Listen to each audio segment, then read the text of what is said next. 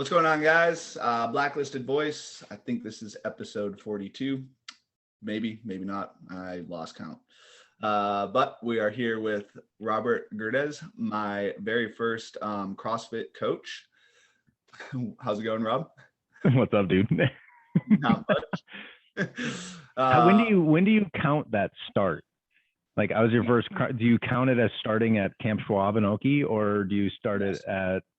You started at Schwab, all right? Yeah, because they tried to teach us.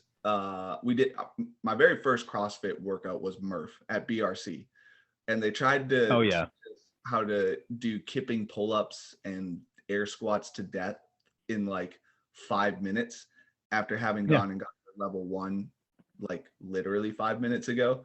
So they had no idea what they were doing. They had no fucking clue. They just knew that Murph was hard. Yeah, pretty much. Yeah. This is gonna fucking kill him. This will be great. Yeah. Literally. And this is at like, I don't know, fucking 4:30 in the morning or some bullshit. So like after like 2 hours of sleep. So I don't count that as my first CrossFit experience. That's fair. I don't count my first CrossFit experience either. So what was yours? My first, I'd like heard about it when I was like at West Point. I heard about it. Like it was in like Muscle and Fitness and shit like that back in like 2004. And then like pop up, and then I was like, one day I was at the University of Minnesota, and I was just like, I'm gonna try this CrossFit thing. And I did Angie. I just went to the main site, and Angie was the workout: 100 pull-ups, 100 push-ups, 100 sit-ups, 100 squats. And I went into the gym, and I think it took me like an hour and a half. And I was like taking breaks and like getting water and all this shit, and it's just like, I think now I look back on it, I'm like, you missed the whole 4-time aspect of the CrossFit world. And I think I partitioned everything. Like I did like sets of like 5 on the pull-ups and, like random sets on the pull-up on the bench or the push-ups and stuff. And I got done and I was like, CrossFit stuff's stupid. That doesn't work, like, so. Yeah. But then you obviously went into the Marine Corps. And when did you did my yet world? Yeah, when did you get your level 1? Laura and I got ours. It was February 2009. Yeah, February 2009, right after we got back from Iraq. So that was literally as I was learning how to do bullshit kipping pull-ups. Yep, 100%. Yeah. You were getting the shit smoked out of you at BRC, and I was getting my level 1 with Chris Spieler and a bunch of other the OG like HQ people. Freddie Camacho was there. Jimmy Letchford was there. Spieler, Mike and Lisa Ray. I remember that. That was great. That was sweet. That must have been. That was super fun. I remember that weekend. Like it was all like recon Marines and 3rd Marine Division guys. It was all kinds of fun. That's awesome. Yeah. I still have the video of Fran. I did Fran there, and a bunch of people videoed it. So, where's that at? I could find it. I have it on my computer somewhere. Because I found you doing Grace like a couple of years ago at CrossFit St. Paul. CrossFit St. Paul? When the fuck did I do Grace at St. Paul? It was either Minneapolis or CrossFit St. Paul. It might have been for the Open. I think it might have been. Could it have been a barbell for boobs event? That might have been it. That would make sense. I don't even know if they exist anymore. Is barbell for boobs even a thing anymore? I don't think so. Who knows? We're gone the way of the dodo. We're ancient. I remember when Fight Gone Bad used to be a fundraiser back in the day. So you got your level 1 out in Okinawa, correct? Yep. At CrossFit Asia, right? CrossFit Asia. Yep. That's where you were training out of, right? And coaching? Yep. Yeah, I coached there for a little bit. Okay. I mean, like as much as you could coach. Like, I mean, being a full-time Marine. Yeah. And CrossFit Asia was like 45 minute or an hour drive from Schwab. So, right. The benefits of being single, no kids in the middle of nowhere, like you have nothing to do but work out basically. So we would do a little bit of coaching and then, do that. So, but I think they said you were either one of 3 people on Okinawa. You were a booze hound at work. You turned into one of those 3 people. you either drank too much, you either found Jesus or you worked out all the fucking time. Yep. So, or you did, I think you did 2 of the 3, because the recon guys drank a fuckload, but they also PT'd a lot. So, but I don't know. Schwab is very different than the rest of Okinawa. So yeah. because it's the middle of fucking nowhere. So the northernmost base up there. That's Yep. funny. So that is where I met you. We showed up and you were doing, were you doing like all the new recruits, or not recruits, sorry, Marines that were showing up to we basically were recruits at that point in time. We kind of had a weird setup at Recon because like CrossFit wasn't like a officially like endorsed Marine Corps like fitness program, but everybody did it, right? Yeah. So, and our XO at third, Major Walzer, was a big proponent of it. So he and somebody that I didn't even know ordered a bunch of barbells and a bunch of equipment through like the Marine Corps supply chain, right? Okay. And they ended up sending us like, I don't remember how much weight, but like they sent us all this weight in nothing but 55-pound plates and like 3 or 4 barbells. And like I got the phone call because I was the fitness guy in the battalion for just through default, I think, because I was the guy that talked about it the most. And like I got the phone call that like we had all this shit at supply, so go pick it up. I was like, okay. So we kind of ended up moving because there was this abandoned building like right behind the CP that a bunch of guys had kind of stuck some equipment in just to keep it out of the rain. Yeah. And like, yeah, and like that became like Recon Point CrossFit, for lack of a better term. And then through another series, we got some more gear, and then the guys that I deployed with to Iraq became like the old guard at Third Recon, and like all of them started kind of getting these new platoons of kids like you, right, who were fresh out of BRC, just boot drops, and we get all these guys to Third, and then they needed something to do with you guys because they didn't really have like a command structure, but the like sergeants are in charge, and I knew them, so they're just like, hey sir, would you be interested in teaching these new fucking recruits how to do air squats, and like smoke the shit out of them for a workout? So sure, bring them over at noon, and you guys would just come over at like 11 o'clock for your like second PT session of the day, and we'd teach you how to do an air squat, and we'd do Cindy or something stupid, like whatever. And that was kind of like that plus CrossFit Asia were my introductions to like coaching on the fitness side of the house. And I did a bunch of stuff for the guys at Third. I did a little bit for some other units and for like individual people throughout the island. But yeah, that was kind of how I got my start. And it was mostly just because I was an officer with nothing better to do, really. When I got Third, I was just like twiddling my thumbs waiting to get out, at some point. So that was how I started doing that. There at CrossFit Asia, was there like a coaching development like course, or were you just kind of like on your own there? I mean, as soon as you got your level 1, Jamie was okay with you coaching. Okay. And what he did do for us was, and he kind of started that way, and then he had like an onboarding system, right? Like he would basically take you through like 4 classes, give or take, of fundamentals: squat, deadlift, a squat, hinge, press, and then kind of a miscellaneous day. And then he would watch you do that. Or one day he had us just bring in, he was like, if you guys want to like actually get paid to coach here, just bring somebody, like bring a friend. I'll watch you coach them through everything. They won't pay a dime. They'll be good to go. And then you can start charging people here. That was his kind of thing. And then he started paying us. So that was kind of the extent of his, like coaching development. But it was all like, I mean, we followed the main site, right? Like back when like, 75% of CrossFit gyms followed the main site. And we all just did that because, I mean, honestly, because nobody really knew any better. Yeah. And everybody just kind of, read CrossFit.com and, and went, okay, that sounds good. And then, they would post like run 10K, and we'd go fucking run 10K, like nowadays, if you post run 10K on your fucking gym website, like you're going to lose half your clients. So it's a different world, so it's a very different world. So that was kind of the thing. And that was like the extent of the coaching, development that I got prior to opening CrossFit South Metro. Yeah. So, yeah. because you got out and you opened, was it like right after you got out you opened CrossFit South Metro? It was 9 months after I got out. I moved home to wait for Laura to get out.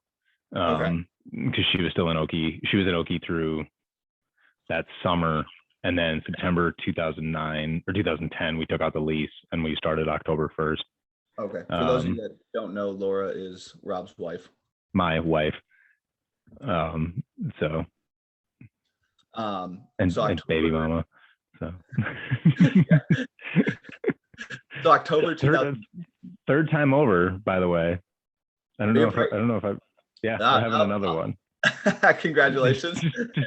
just turning them out, baby. Like, you get old, dude. You got to get these things in and out. It was not on the timetable that we were planning. Yep. And I remember in 2010, 2011 timeframe that the discussion was no kids. So no kids ever. I don't understand how children would make our lives better. That was totally false. We were 100% wrong. I will admit that.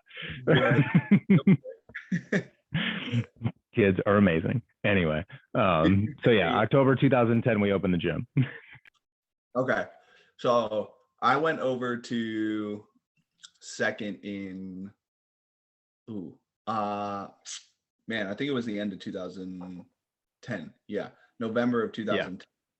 Yeah. And I think I came to your gym in like Christmas time, maybe. I think it was Christmas. Yeah, it was something around there. It was around the holidays. Yeah, we weren't. I mean, we didn't have many. Like, we maybe had like 10 to 15 clients at that point. Like, it wasn't busy at all. Yeah, because I don't know if the affiliate finder used to be a little bit different. But I looked up. I don't even know what it looks like. Yeah, I haven't been on main site in so long. But when I was coming back, I had spent time in Minnesota and I went to CrossFit St. Paul for a while, but it was like a 20-minute drive from my house. I was like, I don't really feel like going there again this time. I'll look for something a little bit different now. And I remember reading on your guys' website, Rob and Laura were the United States Marine Corps. I'm like, fuck, the last thing you want to do when you go home on leave is hang out with Marines. I'm like, oh man, it's so close, but like, I don't want to go hang out with Marines. Like, I can't remember if you guys had put like a blurb on your website about being out in Okinawa or out at Third or something like that. Yeah. In Ohio. But something just compelled me to go to your guys' gym, and I show up and I'm like, holy fuck, this is the guy that literally I know that guy. Yeah. Out at Third. I'm like, no way. And then, I think I came to your guys' gym for like 2 weeks after that or something like that. Yeah. You were home for like you were on leave. Like, you were on like pre-deployment, like pre-MU, I think, leave or something like that. So. At that time, I think I just had a bunch of leaves saved up from Okinawa. You had to burn your leave. Yeah. Yeah. So, and then just started getting, you started coaching me at that point. Yeah. And then I remember that we have a video of you like doing like overhead squats at like 95 pounds or something like that. And it's just hideous. And then I remember the muscle up workout that we programmed a muscle up workout, and you missed a muscle up and kicked the brick wall that was directly to your right. And like, you came in the next day and you're like, I think I broke my foot. I don't think you actually did, but yeah, that was my first introduction to you as a CrossFit athlete. And it grew from there. So Yep. I'd forgotten about that. I definitely kicked a wall. So you owned South Metro for 7.5 years. 7 years? 7.5 years. Yep. And you guys had rebranded at one point in time. Yep. Yeah, we did I wouldn't call it the sexy thing to kind of like, we became a fitness facility that did CrossFit. And for all intents and purposes, we really didn't change much. We tried to. We tried to get more onto the individualized side, the group programming side, give people things that were more targeted. But in all reality, we just made a few bad business decisions, and that, lots and lots of overhead equate to you need more bodies, and changing things doesn't equate to maintaining revenue, right? Like, you have to be able to eat a certain amount of that. So We lost enough people, plus Laura's job was kind of taken off. So I was like, all right, well, I think it might be time just to be done with the gym, especially when we're moving across the country. And our major coach had just left. Our major coach besides me had just left. Yeah. So it was like we were at a point where it was like, this is either going to be ultra painful or we can get out now and it won't be as painful. So we got out. And then I kind of moved into just like doing online coaching. I did the weightlifting side of the house. I did coach at a CrossFit gym out in Vancouver. I coached an industrial CrossFit for I don't know, year and a half, something like that. Yeah. And now I'm mostly just a dad.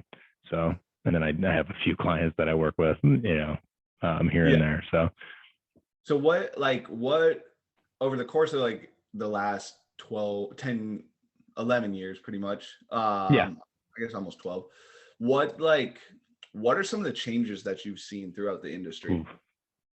So the industry as a whole, I think like, because I've always been a gym rat, right? Like I think that was like the sweet spot for CrossFit, and I think the reason that it got so much like attention so fast is that like it attracted this like group of people. Like I always said, like in the Marine Corps, there was always that question, because the Marine Corps physical fitness test for all intents and purposes is lacking in a lot of areas, right? But I look back on it and I go, yeah, but fucker, that's the test. I don't give a shit if it is lacking. That's what you need to be good at. Duh. Anyway, but like that's a whole nother conversation. I think they're better. I don't know. I haven't really looked. I'm also out of the Marine Corps for over a decade. So what's up? But there was always this question, right? Like you'd always have the distance runners and then you'd have the jack dudes, right? Mm-hmm. And I was always one of the jack dudes, and they would make fun of us because we couldn't run, and then we'd break them and like be like, oh, fucking break you in half. And that was the argument, right? And CrossFit was like the bridge between those arguments, right? And I think that like attracted a certain niche of people, right? Like whether it was, always gym rats, a lot of military, right? And it had this attractiveness because it was like, it's always different. And it kind of answered that question, like who's the fittest, based on, on aggregate across all of these domains.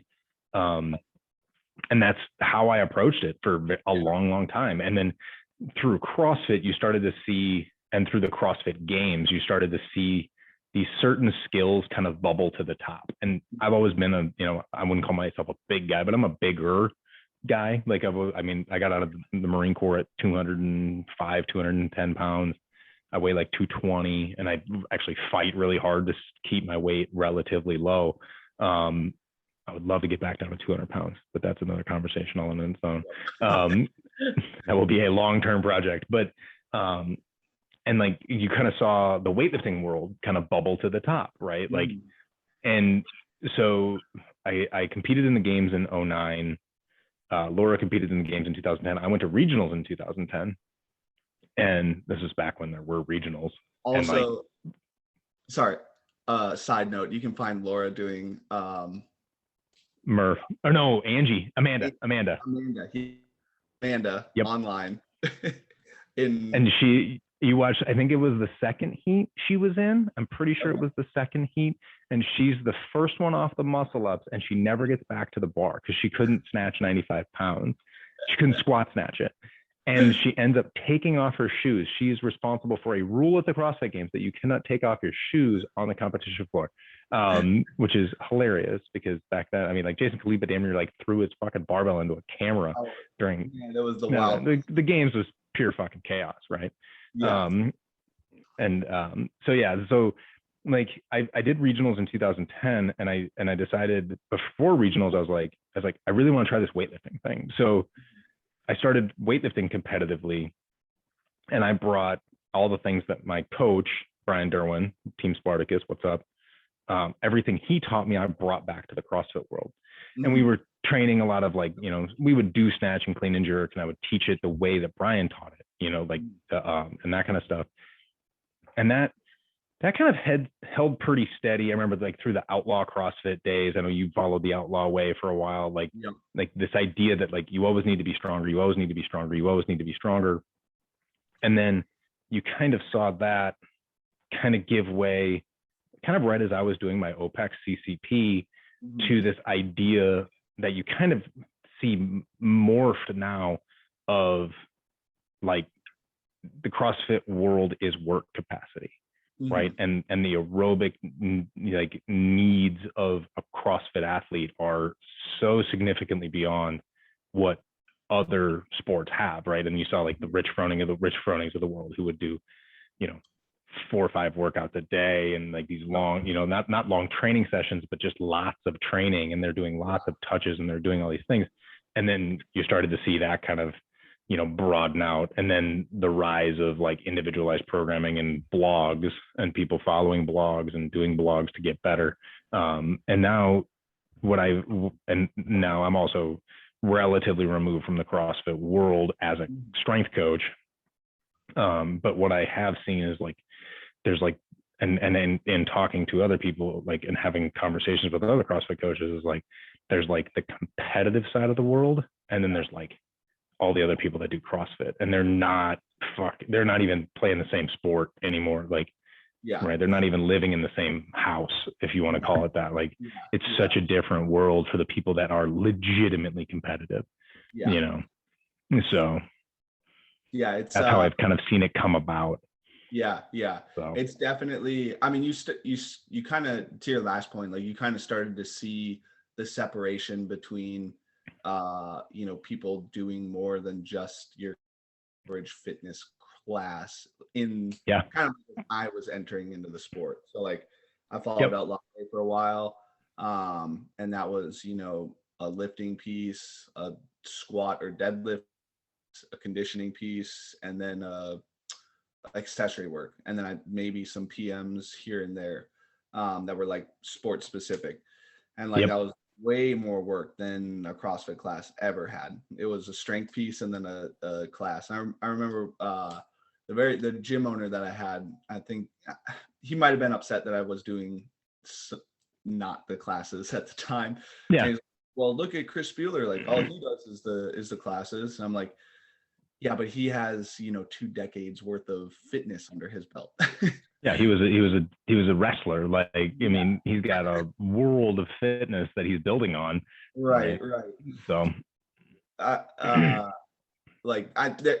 was a girl that does just group classes that qualified for the games this last year, but I think she still had a pretty significant base built up prior to. I can't comment for sure on that, but I think there was a pretty significant base. But yeah, you did start to see that separation as I kind of like entered into the sport. And I don't know if CrossFit, I know it looked like they were trying to, but I don't know if they have separated the two yet. I think people have started to understand that there's a difference between the two. Yeah. I'm not 100% if they've separated the two yet, if that makes sense. That makes sense. I mean, and and there's always the people, right? I mean, everybody would say like, well, I just do it and I'm competitive. And I would be like, but you're not. If you're not qualifying for the CrossFit Games, you're not competitive. And even if you are qualifying for the CrossFit Games, if you're not one of the people who's like in there I remember, so at the CrossFit Games in 2009, and this is 2009, like we all followed the main site. Like, I mean, there were a few people who did other stuff. There were some guys with some like OPT, has this like very robust coaching background. So him and his brother and like their clients did like this stuff, but like OPT did 2 days on, 1 day off. And it would just be a max effort, whatever workout, targeted, but not that broadly, kind of thing. Like all of us did the main site, and we finished the deadlift, which like I was middle of the pack on the run, and then we get into the deadlift, and I suck at the deadlift. I've always sucked at the deadlift. And I finished my deadlift and high five, I walk off, and that's it. And Josh Everett, who, if for those of you who are new to the CrossFit, have never heard of Josh Everett, you should look him up, because that dude was the biggest monster in the CrossFit world. He clears the deadlift ladder and he comes fucking tearing ass into the back. And I was just like, him and I are playing different sports, right? Like he's not, like, obviously he's so far above me right? Yeah. That and no one's ever heard of me, and you know, like everybody back then knew who Josh Everett was. It's like exactly like if you're not that person, like you're not that doesn't mean you can't get there, but if you just do classes right now, like you specifically on the aerobic side, you're just not getting enough aerobic work to manifest like long-term like mitochondrial density and all that fun, all those things that like CrossFitters don't even know that they need, but they need it, you know, like so yeah. that, you know, like the Travis Mayers of the world have, you know, you watch those guys do anything and they're like, oh geez, that doesn't even look hard. Yeah, no shit, because he's done it 1.5 million times, like right. So. Yeah, that's an interesting, it's probably honestly going to be an interesting battle that is going to be uphill for who knows how long, because it's one of those things like, does the fitness routine survive if the sport is separated from the fitness routine, like if they're separated? And because I to be honest, I think that the sport drives the fitness routine. So I guess that question is based off the premise that the sport drives the fitness routine. And 100%. would the routine survive if the sport were its own separate thing? And I don't think it would, to be honest. I think that the Open keeps in a significant amount of their revenue. And so like I don't think 100% between the two. Yeah, I mean, from a business standpoint, like the fitness side of CrossFit needs the games more than the games need the fitness side. Yes. Yeah. Right. Because I mean, the CrossFitters can exist on the freak nature of the things that they can do on their Instagram, right? Like that's how they can make money. Right. But the idea, like it's so much exposure to see Tia do what Tia does, you know, and look the way she looks and do the things that she does, and you see #CrossFit and people click on it, like that is better marketing for CrossFit as a whole than anything else. Right. Because, you know, that like shining ideal of what a person can do is a big thing. Like whether people like know how to follow it or not, like that's good enough. Right. And so so would you say that was kind of like the biggest trend that you saw was like the separation between like what people are doing for the sport and what people are doing for fitness, or were there other kind of like things you saw that changed throughout the past decade? The other piece is just like how every coach and every CrossFit facility I've talked to, right? Like, cause I moved out to Washington after closing our gym. I talked to like 3 or 4 gyms out there. Moving back here, I've talked to a couple of gyms about like coming back to coaching CrossFit, but it just doesn't make sense, especially with a new baby on the way. That's going to be really hard. You know, so the idea of like everybody understands like there's that like pull, right? Between not just like, oh, this person's a competitive, but you can be competitive and do group programming, right? Like Comp Train, the Outlaw Way, we mentioned, you know, but the individualized piece of the fitness world. And I think it's really been driven by like the, you know, the Marcus Phillies, the OPT or OPEX, you know, now like those guys and TTT and you guys like kind of really kind of showing people that like, yeah, you can probably get close, right? Like doing a group program, but an individualized program is going to be the most efficient, hypothetically, right? The most efficient way to do it. And I bring it up to all of these gyms because that's where I've like really tried to focus myself. And like you bring it up to all these gyms and they all say the exact same thing. They're like, we'd love to, we can't, right? Because they just don't have the, you know, the expertise is one part, right? And then the bandwidth, like you got, you know, 8,000 square feet and you've got all of this stuff. Like if you got 8,000 square feet, right? $1 a square foot, that's $8,000 a month. Like you can't, you got to keep the lights on at some point. And, you know, and I think there's that piece. And I think Matt Fraser, like having put out his stuff, you know, and publishing all of his stuff is like, people are realizing like, oh, there's a lot of just cyclical aerobic training in a lot of this stuff. Like, Thanks. It's not the forefront, Matt.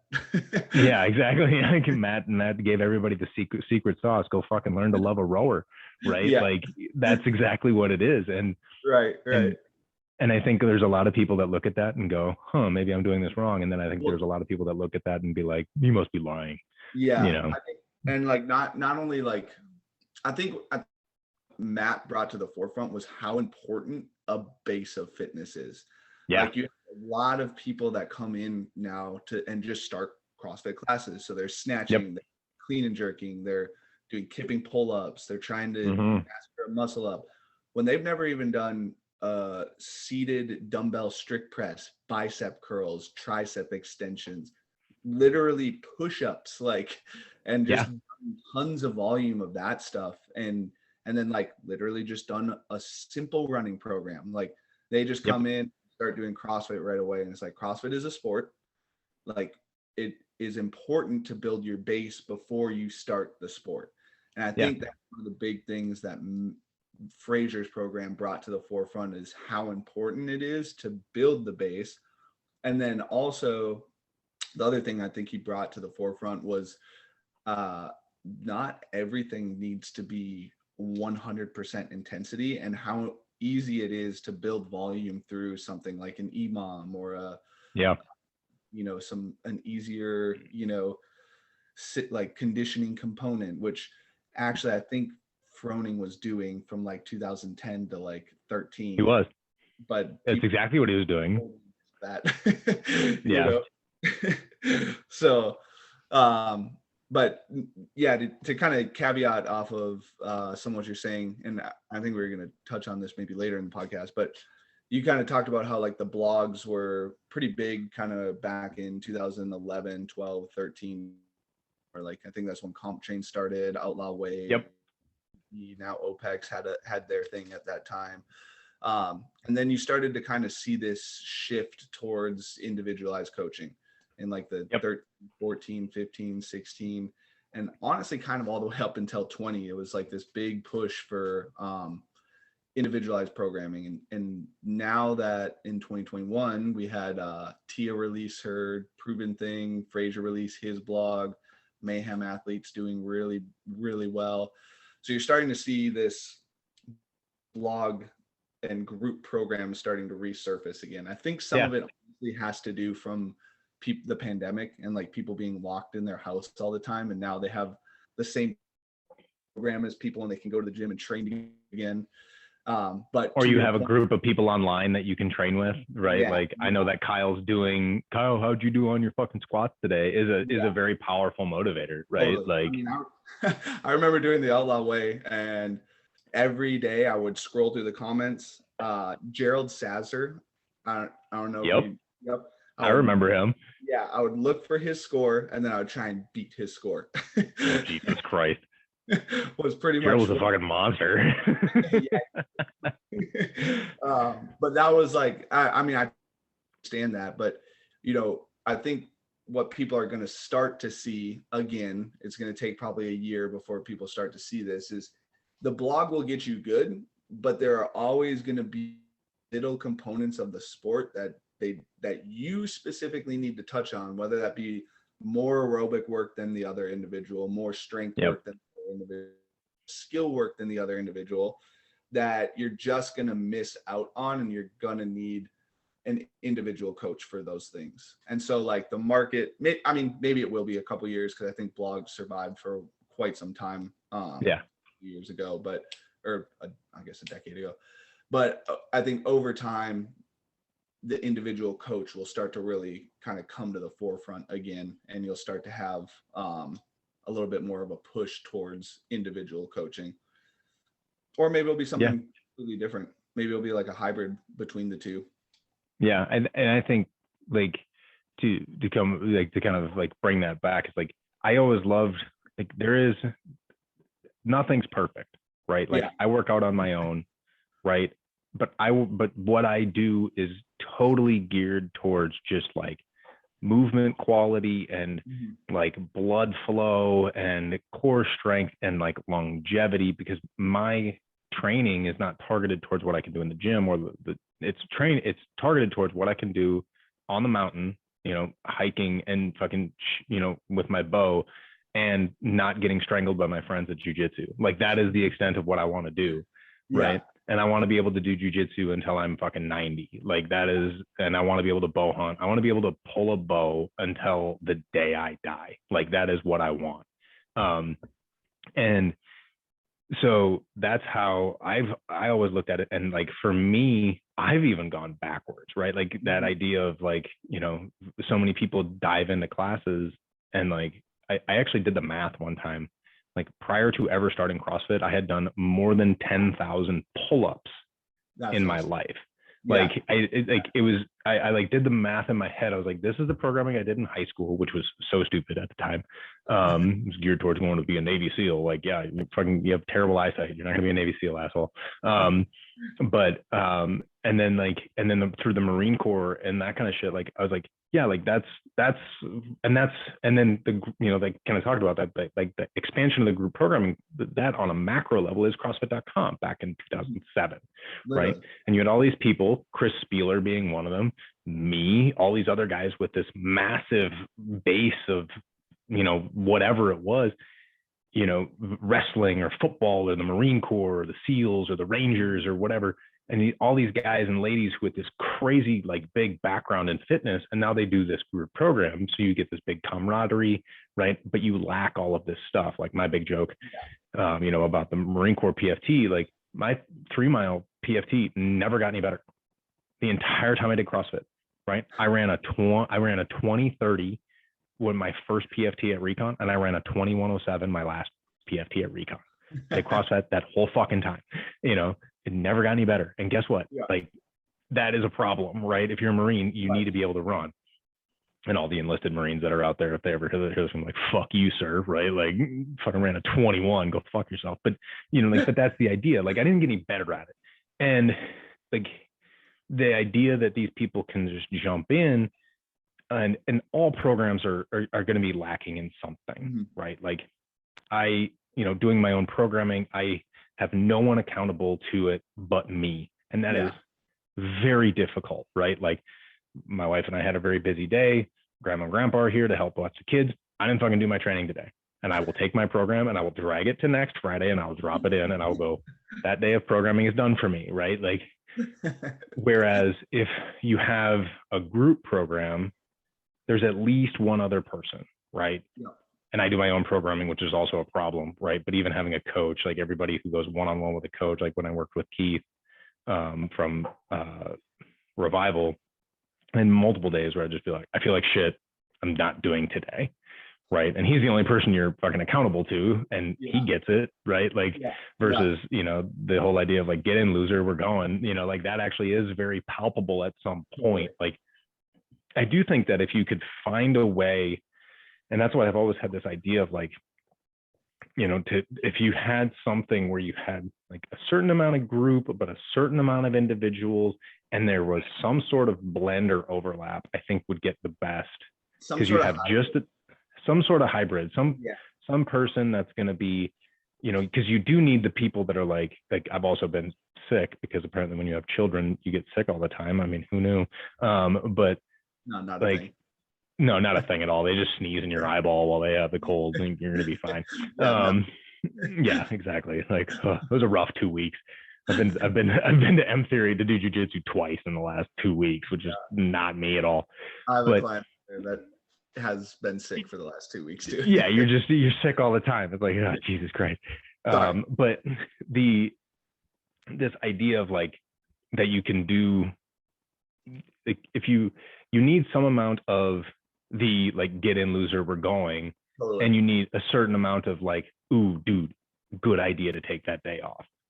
Right. Like, or good job, throttling back a little bit, because like, for all the intents and purposes, like, I love, that Matt and people are following Matt's program. I love it. I think it's great.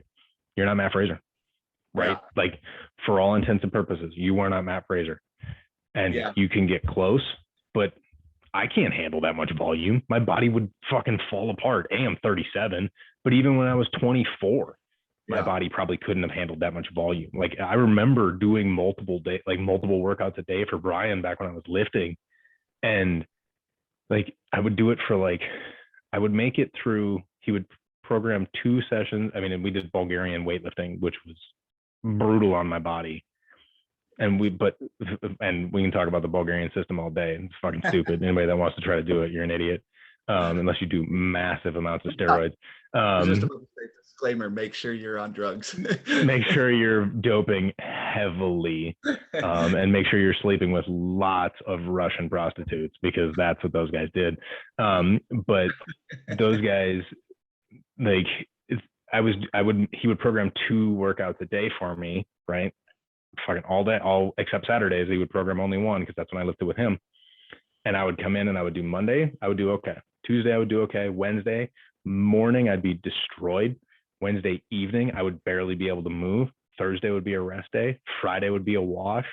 Like, it'd just be so destroyed. I just couldn't do anything. And then I'd go lift with him on Saturday and I'd feel okay. Yeah. Right. And his comment was like, that's what it's supposed to do. And it's like, not entirely. Right. Yeah. Like, you are supposed to be beat up, like, but you're not supposed to be so destroyed. And I started getting sick all the time. I started getting migraines.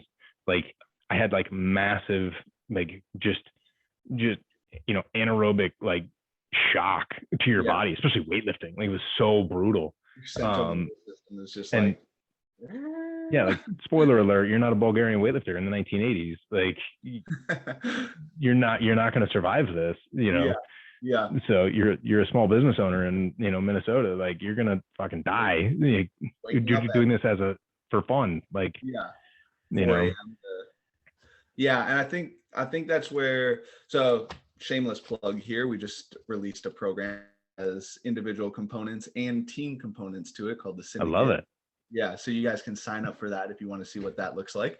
But yeah, I think that's where like the individual coaching side of things comes in. Is like, yeah, you were going into the group class, but you needed something completely different on your Wednesdays, and you needed something different on your Fridays, and maybe it will, maybe that would have looked like some sort of plyometrics on Friday, where you're not getting under a barbell, you're taking all that load off of your body, and like, but you're still developing explosive capacity. Maybe it primes you for Saturday.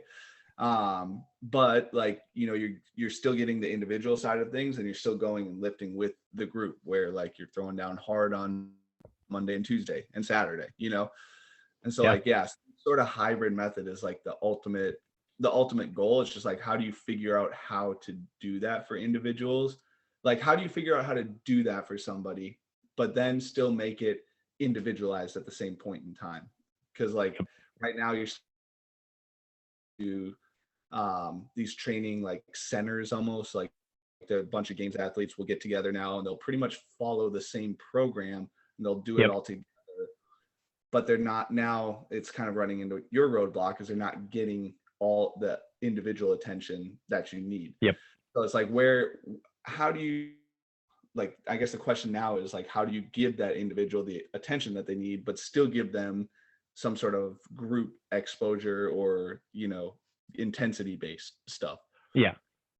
And I think a lot of it, like, the other piece that I think has, I mean, in my own, and this is my own training, the biggest thing that I've come back to, and I think I was really exposed to this during the OPEX, like, seminars and stuff like that I took part in, and getting my CCP, was like the idea that like that rate of perceived exertion kind of aspect of fitness, like, is so palpable, right? And like, and the ability to be able to mirror, like, okay, this is how this should have felt, and this is how it felt.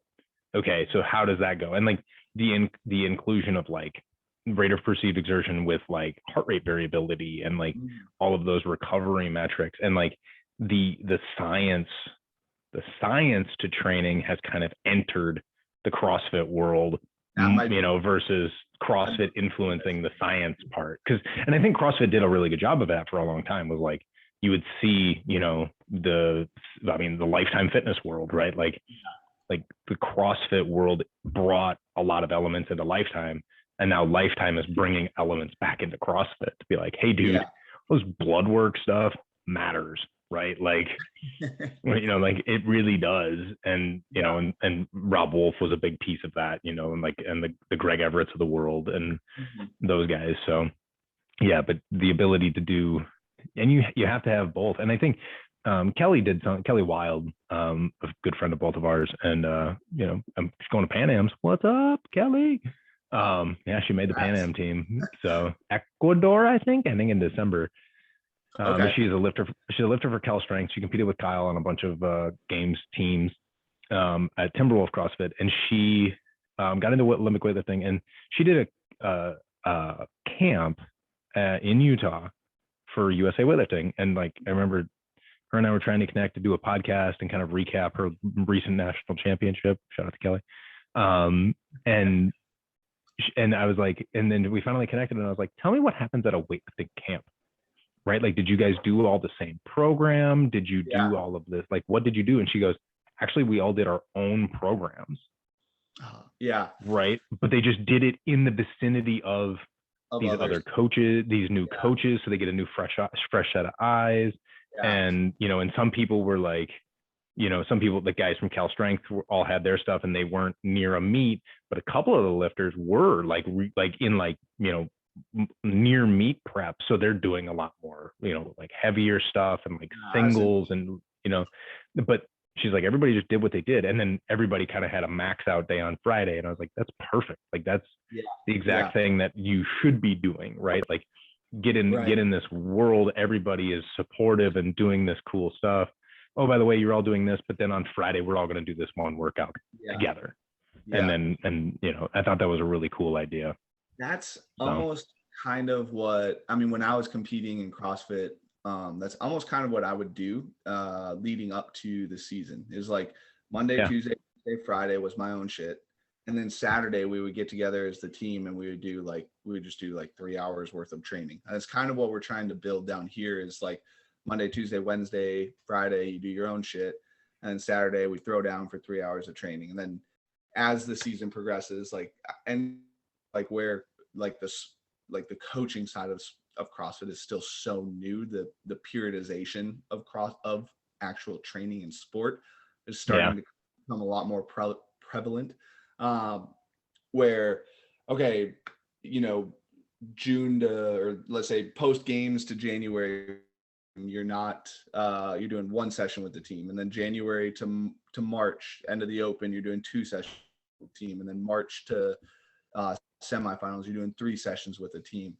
And so now your intensity levels are increasing throughout the year, but we still have the specific focus on what you need at the beginning of the season to make sure that you've improved by come semifinals time at the end of the season. And so I think that was, coaching myself for over, I don't fucking know. Man, it actually almost is, I think. Yeah, pretty close. That's one big thing that I've kind of tried to start to do is like give people more, like my very competitive athletes, give them a little bit less exposure to working with individuals in the off season. And then as the season progresses, more exposure to working out with individuals as the season goes on. And actually, I think one thing that sorry to another tangent, I guess. No, keep going.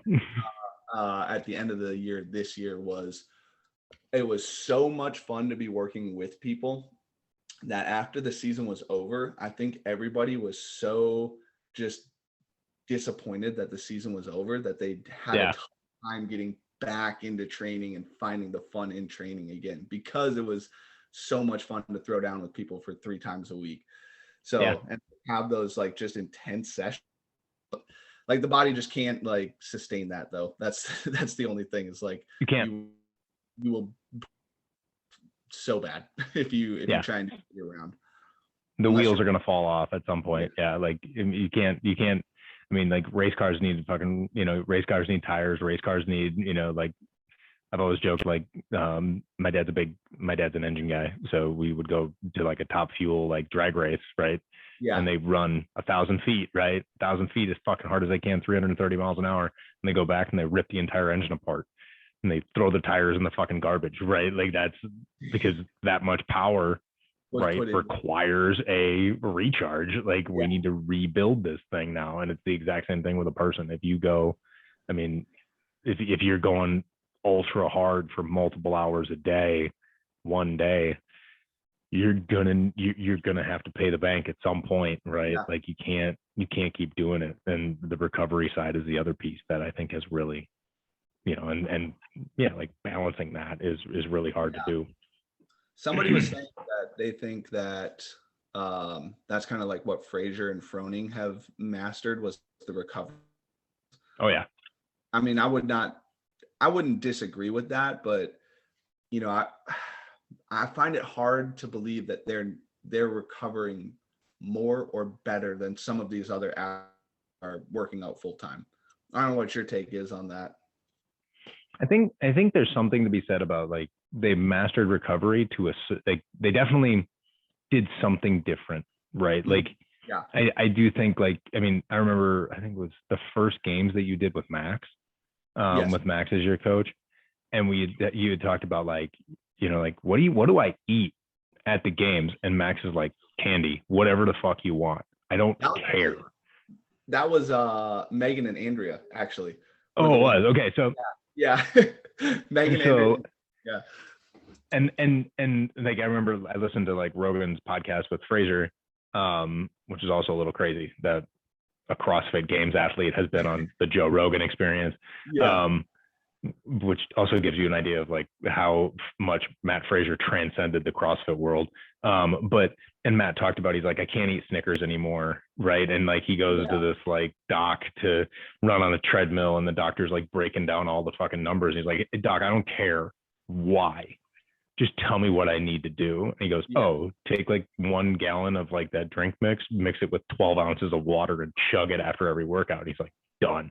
Right. Like, and I think, and then that's also the other thing is like you would see these people at these games athletes like get done and go into their tent and like eat their like pre-planned meal.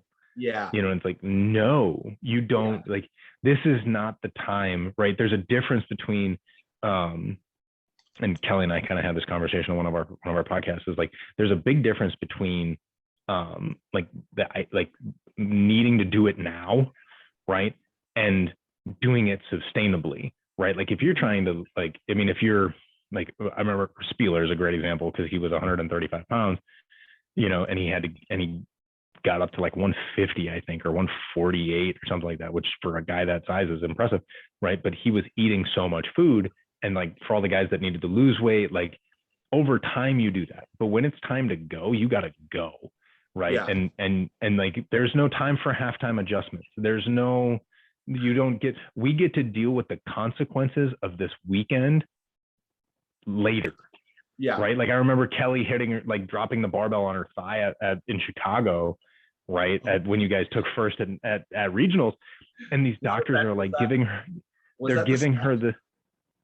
it was, I don't remember what it was. Like the judge counted the rep, but Kelly didn't hear her and like said something halfway down, and Kelly like slammed the bar into her thigh.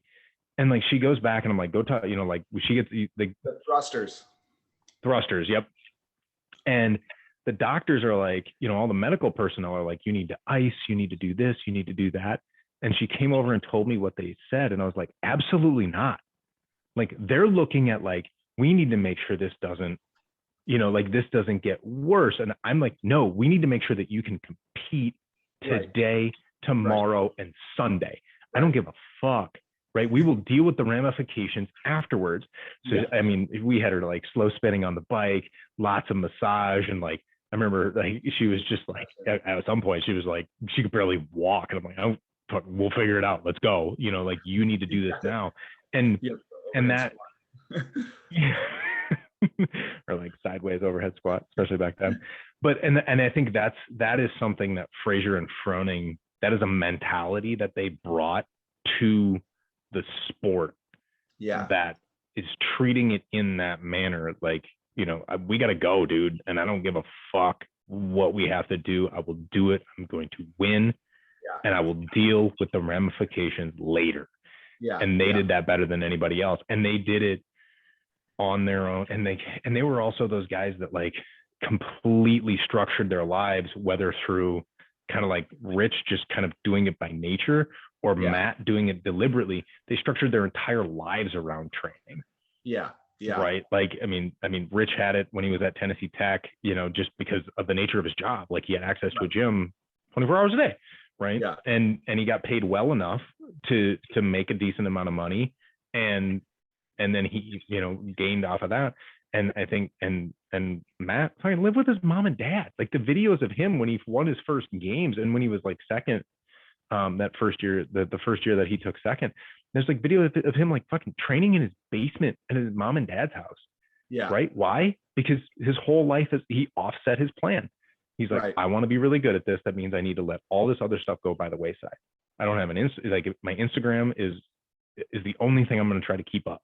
Right. Or whatever it was back then, you know, like my Facebook or whatever, you know, so, and I think that's a piece that like you got to do. And I actually wrote down, I was like, we should talk about what like goals and goal setting on this, because that would actually be an interesting conversation. You know, and I think that's a piece of what they did, that, you know, and that's also why they could handle the volume that they did. Like people would talk about they recovered. I'm like, no, they offset their world. They set their entire world up. I remember Rich like being like, yeah, I don't remember his wife's name, but whatever his wife's name is, like, yeah, she had a little bit of a sickness, so we got 2 hotel rooms for the whole weekend. And I'm like, yep, you're a different human than I am, because I would totally just stay with my wife. Like, too fucking cheap to buy 2 hotel rooms, and I would rather sleep next to her. You know, but she has a cold. If you had the money to do it, would you do it?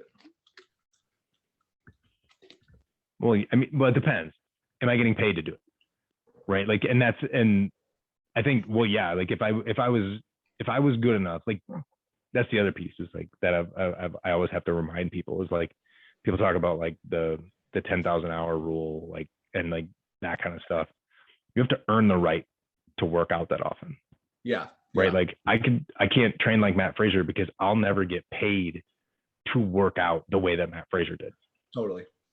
Right. Like that's just the way it is. Like, I mean, and that fucking ship sailed. I didn't win the games in 2009 and I never qualified again. High fives, you know? So, you know, but even that stuff, like you have to earn that right. And there's a part of it that is like that mentality earns you the right, but earning that right grants you the ability to have that mentality as well. It is a positive feedback loop. It's one bear feeding the other. Like that's the way it is.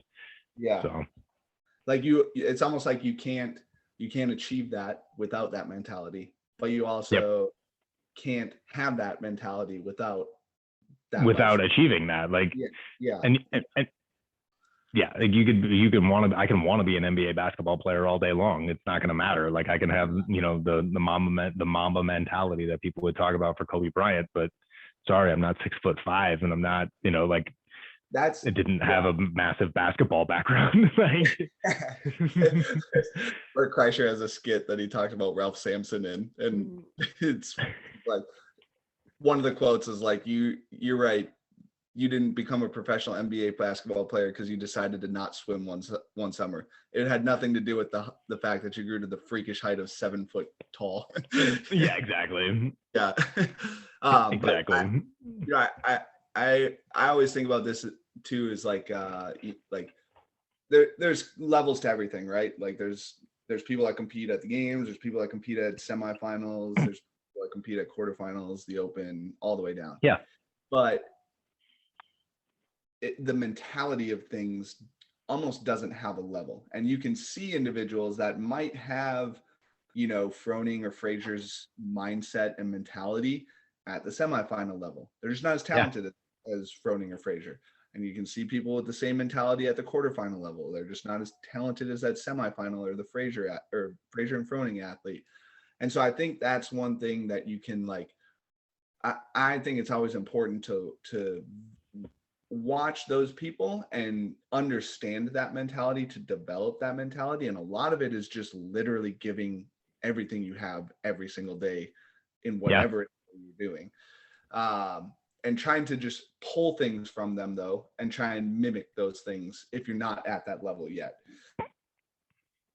You know, if you do have the talent to kind of transcend levels, if you can start to develop that mentality at the bottom level, you won't have to develop it as you transcend levels. It will be there, and you'll be that Yeah. much as you get to that next level and to the next level, and you know where you'll end up. But like the first thing is always trying to, I think, develop that mentality.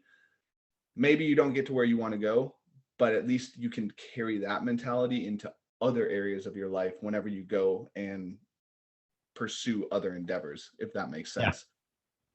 And that's the idea, right? That's not, I mean, everybody says it, you know, like you say it to your kids, like it doesn't matter whether you win or lose, it matters how you play the game. Yeah. Right. Like, and everybody always say, you say it, but what the fuck does it mean? Well, it means that like you want to be able to play lots of games, right? Like, and I remember like when Froning was like his first CrossFit games, like we were there because Laura competed, and like you kind of like looked at him versus all the other guys, and there was just like something different, and you were just like, I don't know if like it's something different, but I don't know if I like you.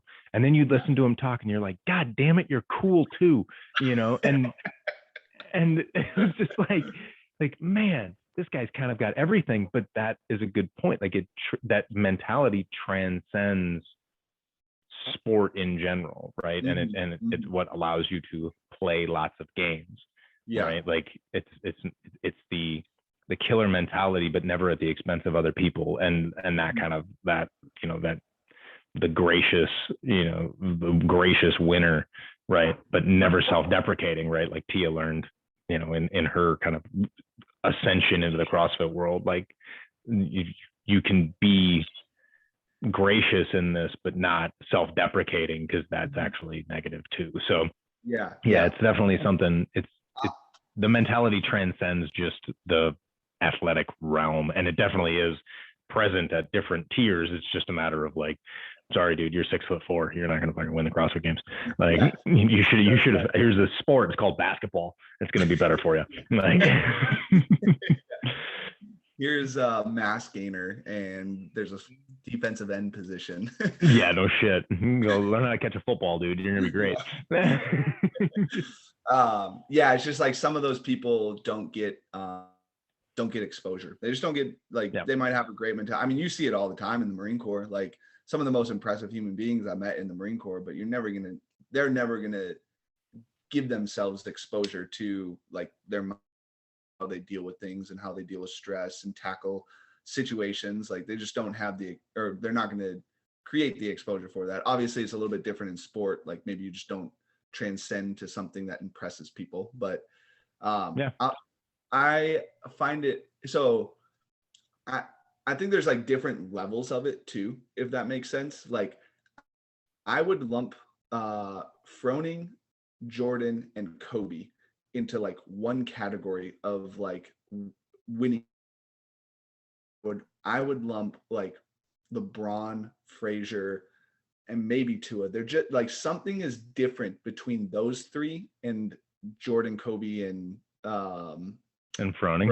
Yeah, in my opinion. Obviously, I don't know what your take is on that, but I think those individuals kind of have similarities, and they have similarities, but they're also like different, if that makes sense.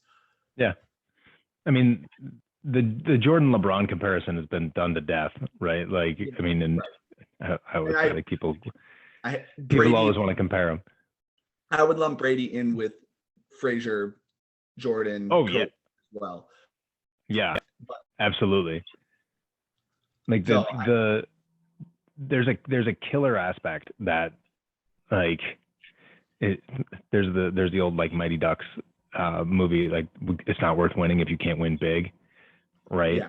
And there are people out there who you give them an axe and you put them in the woods, and in a month you'll have a log cabin, like right, because that's just how they're wired.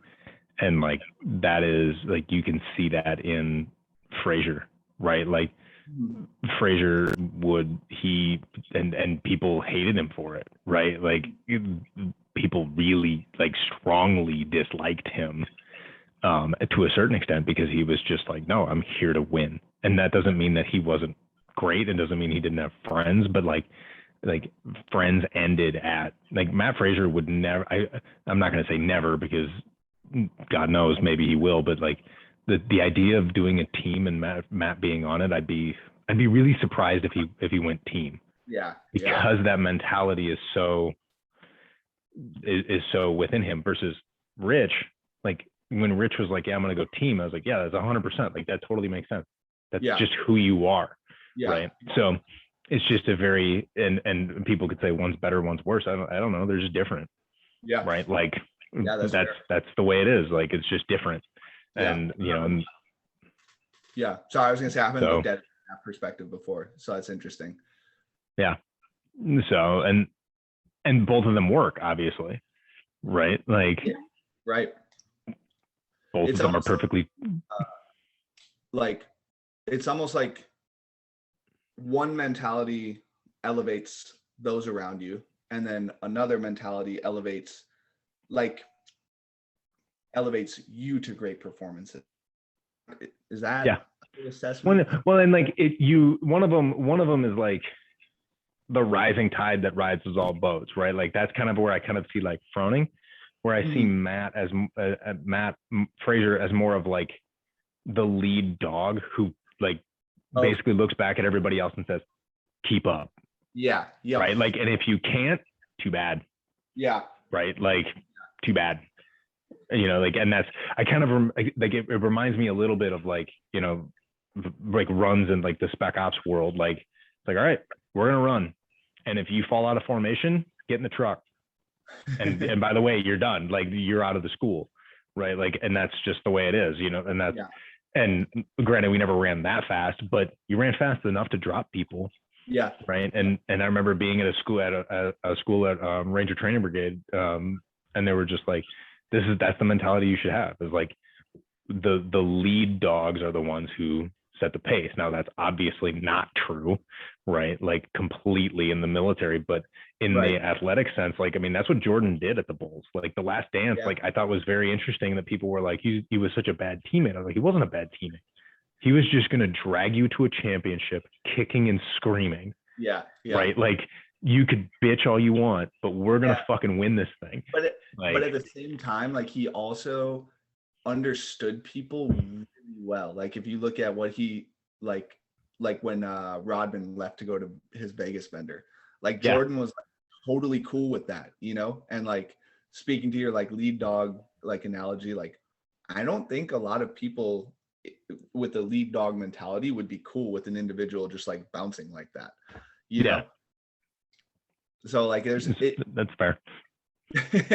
So like I feel like Jordan might have been like this weird maybe like hybrid between the two that like is like, because like he would like fucking nasty in practice and like make sure that you were giving 110% in practice, you know, but like at the same time he also understood Scottie Pippen, understood Dennis Rodman, like understood Phil Jackson, Steve Kerr, like all these other teammates that he had, he like also understood them as people and like teammates as well.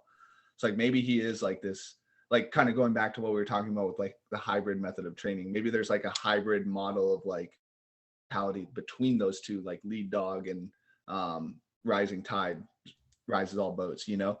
Yeah. And that might be the necessity between, and then we can actually bring this back to the fitness world. But that might be, you know, the difference between team sports and individual sports too. Yeah. Right. Yeah. Like there's the killer mentality that Roger Federer had, you know, is very different than the killer mentality that Jordan had because I mean, Michael Jordan might be the most talented basketball player, or at least the hardest working basketball player that's ever lived, and probably the greatest basketball player that's ever lived. But if you put him out there 1 versus 5, guess who's going to lose, right? Yeah. Like you could put him out there 1-on-5 on a fucking high school team, and they would beat him, right? Like because you just can't, because you can't compete in that way. So I think that, and that might be like, I remember asking you this one time because we were talking about the CrossFit world, and I was out of it, right? Like I have basically transitioned out of CrossFit in the competitive sense. And I was like, why do you still like this? And you're just like, I love it, especially the team aspect. Yeah, because it kind of forces people to like reevaluate and like develop as people, right? Like because now you can't run alone, like it's impossible, right? Like Right. and that it might be a piece of it, so. Yeah. I mean, that's very true. Yeah. I think this is going to end up being our longest podcast here. So you cool with wrapping it up? We can. We're only at an hour and 10 minutes. It's not that bad. I got to get to bed here too. Oh yeah. You're on the East Coast. I did one a couple of nights ago with a friend of mine on the West Coast. We got done and I was like, God, I got to go to bed. She's like, 7:30. Okay. So last question, who is going to win the World Series? The World Series, Dodgers. You think so? I think it's Dodgers, Rays, Dodgers in 5. Okay, I'm gonna write that down. I think they, like, from a pitching standpoint, I think they're too good. And pitching wins in the postseason. So I would say them, and the Rays, for all the fucking nobodies, quote unquote nobodies they have on their team, man, their pitching is incredible. And the thing about the Rays is that you have to pitch to all 5. You have to pitch to all 9. Right? There's nobody off. You don't get any at bats off as a pitcher. One mistake and they got a crooked number on the board. So I got the Dodgers in 5 over the Rays. So I'm gonna take the Rays in 5, but I really hope that it's the Rays versus San Francisco. So I would love to see that doesn't mean I want to see the Dodgers, right? Yeah. Like, I would love to see the Giants.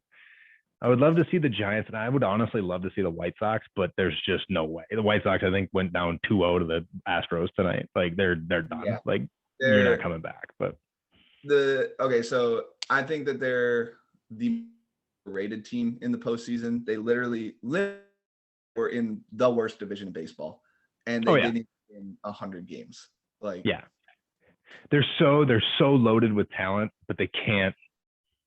Like, they're still too young. They don't have they haven't gotten there yet. But so I think the Dodgers are just too talented to not win it. But as I say that, I haven't watched any of the postseason yet because kids. So I've watched a lot of Cars, the movie Cars. We just basically watch that on repeat right now. At least it's not Frozen. We have now. I'm keeping, like, Frozen. The biggest one that makes me sad is that Robert E. wanted to start. We started Moana, which I've never seen, and never really heard anything about, except I knew that The Rock was in it. And like we watched it in like 25-minute segments, and we have like 35 minutes left, and he refuses to watch it again. And I'm like, dude, I want to know what happens, man. Come on, dude. Yes. That is like convincing a 3-year-old. That's sweet. I do that so much. I'll put something on for like literally half of the movie or TV show series or whatever, and then just never pick it back up. I couldn't do it, man. I can't do it unless it's just so bad. If it just gets really bad, then I just cut it off. But so right on. Well, thank you for listening to, I guess, I don't know, like 5 minutes of rambling. So, and the whole podcast, if you made it this far. Yeah. I'll find you, Rob. If you are interested on the coaching side, it's anthemstrength.com. I still have that up and running, or you can shoot me an email over at anthemstrength@gmail.com. I also have my own podcast, which is the Way of the Seeker, where I basically just talk to people about cool stuff and try to figure out, as much of what can be true in the world. So, yeah, give it a listen, guys. Yeah. Well, thank you for coming on, Rob. It was a pleasure having you. If you guys are listening on YouTube or Rumble, make sure you head over to our Instagram, give us a follow. If you're listening on a different streaming platform, make sure you guys head over to our Instagram and give us a follow. Also, you can head over to our YouTube or Rumble and give us a subscribe and a like on YouTube. And I don't even fucking know what it is on Rumble. Something on Rumble. You just rumble it. You rumble it. Yeah, we just started. Yep. You rumble it. So. Oh, is that what it is? Okay, yeah, rumble. I think so. I think that's what it is. So perfect. All right. Thanks for coming on, Rob. We'll chat with you soon. Later, Spears. Later, bye.